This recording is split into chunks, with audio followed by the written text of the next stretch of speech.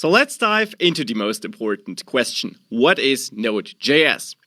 Node.js is a JavaScript runtime. And now what does this mean?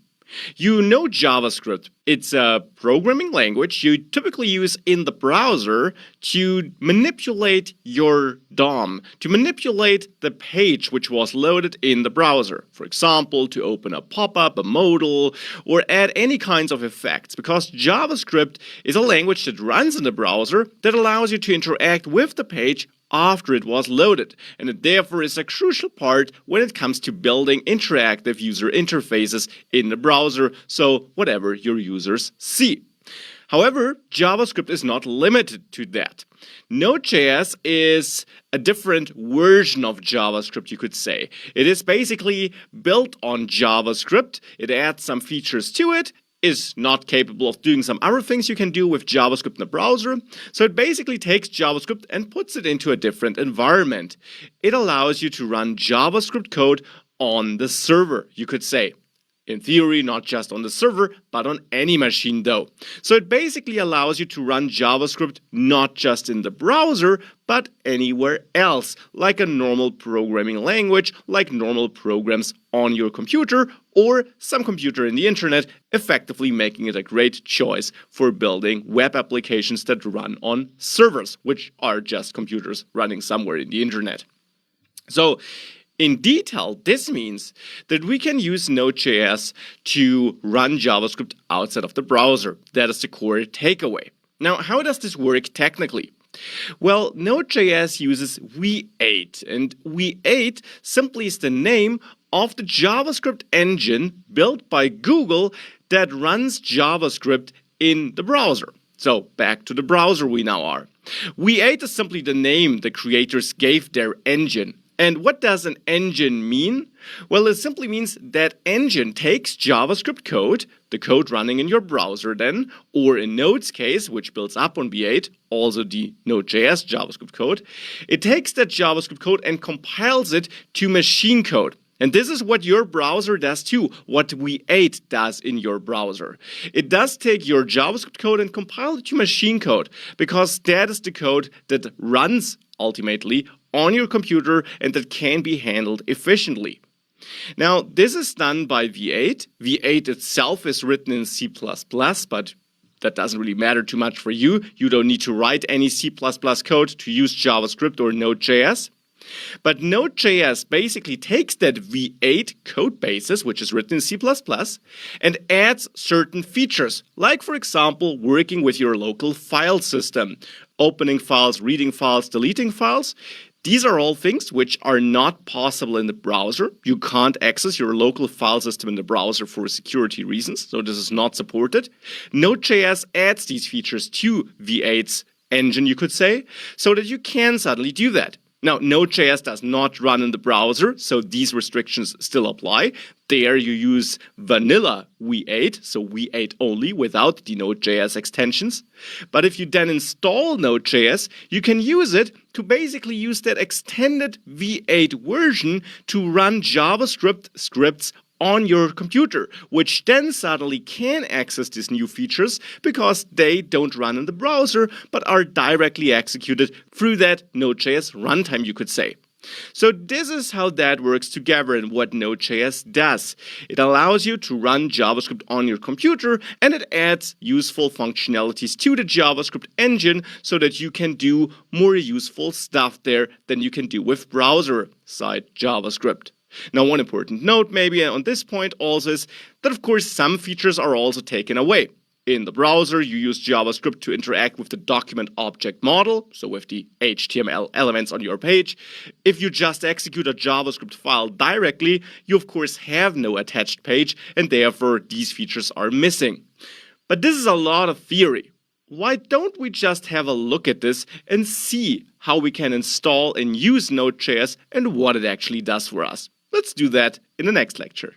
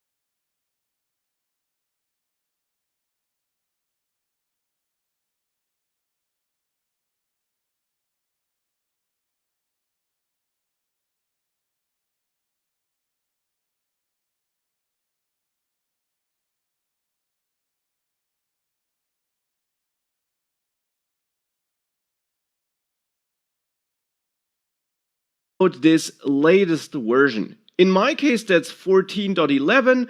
It will change over time. When you're watching this, you might see a higher version there. It is important to note that these versions will change frequently, but they don't really bring many new changes. It's most of the time just behind the scenes optimizations and bug fixes. I will keep this course updated though, as I have in the past, but with that, let's install this latest version. For this, simply download it onto your system, and I'm doing this on a Mac here. On Windows, it's exactly the same. You can download an installer here, and then you simply walk through that installer. And again, here, that is the Mac installer. On Windows, you have a similar installer, and you simply walk through all the steps you have there, leaving all the default settings which are set up for you. You don't need to tweak anything there. Ultimately, this will then install Node.js on your system. This JavaScript runtime this course is all about, and we need Node.js to be installed in order to execute JavaScript code with Node.js, which of course is our goal in this course. So once this is installed, we can use it. And the first and quickest way of getting started with it and of using it is that you open up your default system terminal or command prompt on Windows. So again, here I am on Mac OS, so I'm using the built-in terminal. On Windows, you would simply open up the command prompt or PowerShell. And you can check whether Node has been installed successfully by running node-v to check the version of Node.js that was installed. And there you should see the version you just downloaded and installed. And with that, if that succeeds, if you don't get an error, we know that it worked. Now we can use Node.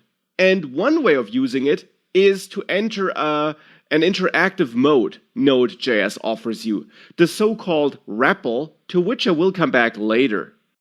You enter this interactive mode by simply executing Node as a command now. This enters a new mode in your terminal or command prompt, and here you can run certain Node commands.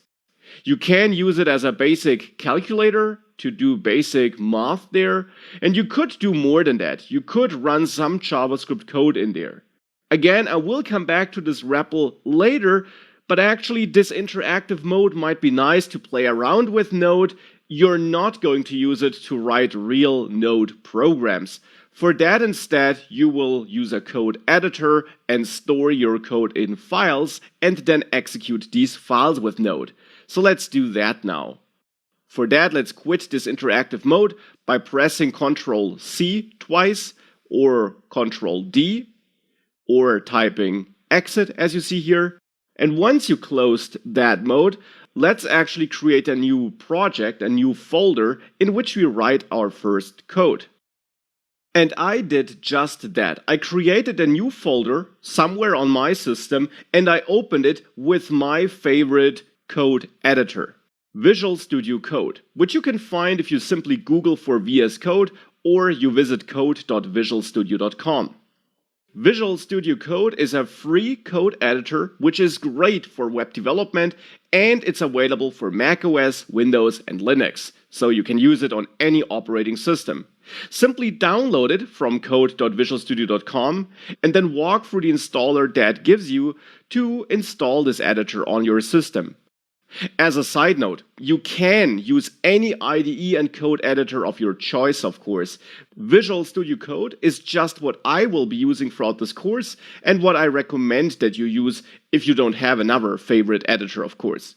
With it installed, you can also open your project folder, which at the moment should be empty, with this tool simply by going to File and then Open, and then pick the folder in which you want to write your code files. Now, if you want to make sure that you got the same look and feel as I do, you can go to View, Appearance, and there you can control whether or not you see the sidebar, this activity bar on the left, and so on. So that's how you can customize this. And in addition, under Preferences, Color Theme, I am using the Dark Plus theme, and you can switch to this as well if you want to have the same colors. Last but not least, under View, Extensions, you can search for the Material Icon theme, which is 100% optional, but which will give you a specific icon look, which you will see throughout this course in my project. So that's why I will enable this icon theme here for me. Using it is optional though. And with all of that, we got the code editor set up, which we are going to use throughout this course, or which I am going to use. And now we can write our first Node code in a file. For that, I'll add a new file in there, which I'll name first-app.js, because of course it will hold some JavaScript code. In there, we can now write JavaScript code which can be executed by Node.js. And a very simple first code snippet we could write here is a simple console log statement which logs something to the console where we say hello from Node.js, for example. This is code which would run in the browser. It will also run if we execute it with Node.js. Now, to execute it with Node.js, we need to execute this file here with Node.js. And for that, the easiest way of doing that in Visual Studio Code is that we go to Terminal, New Terminal.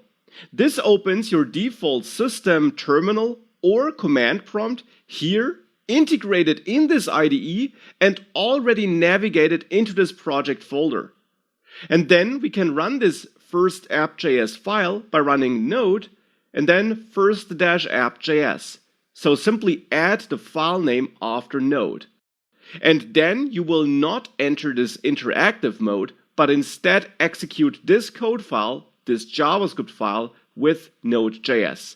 And therefore, you should see hello from Node.js here. Now that was a nice first example, but we can do more with Node.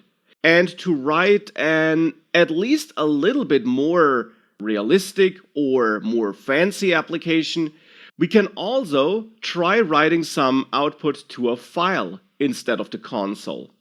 And for this, we'll leverage one of the built-in functionalities Node.js offers. And that would be the file system functionality, which enables us to work with the file system.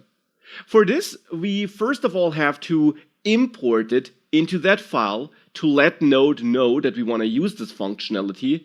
And the syntax for that is that we call require a function made available by Node.js, and we want to require the FS module, which is one of Node's core modules shipping together with Node.js. And I will come back to this import syntax and to the Node core modules in greater detail later. For now, we just call this, and we store the imported file system functionality in a simple constant here.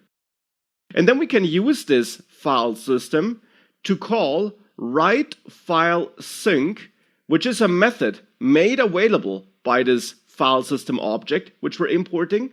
And this method here will write a file to our hard drive. And the argument it wants is the path to the file, including the file name. And here we could name this hello.txt. And then the second argument is the content of that file. And here we could store hello from Node.js again. So now this is our code here. I'm writing to a file by leveraging the file system module offered by Node.js. And if we now save this file and then run node first-app.js again, we should find a hello.txt file next to our script file, which contains this content. And that is how we can use Node.js. Now, obviously, we're just scratching the surface at the moment. We just learned about a brand new syntax which you don't know from the browser, and therefore we are going to dive way deeper into all of that over the next lectures and throughout this entire course.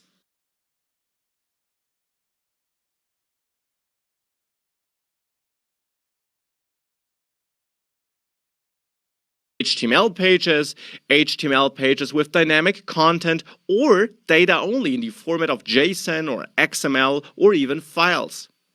So this is what we use in Node.js and what we will dive heavily into in this course. Alternatives to Node.js would be things like Python, also with frameworks like Flask or Django, or PHP with frameworks like Laravel maybe, or standalone vanilla PHP of course, and more. ASP.NET, Ruby on Rails, all that stuff. This basically are all replacements for Node.js, or Node.js can be a replacement for them. And there is no clear winner. All these languages are capable of doing the same kind of stuff. And of course they differ in some technical regards. But in general, it's great to have that broad variety.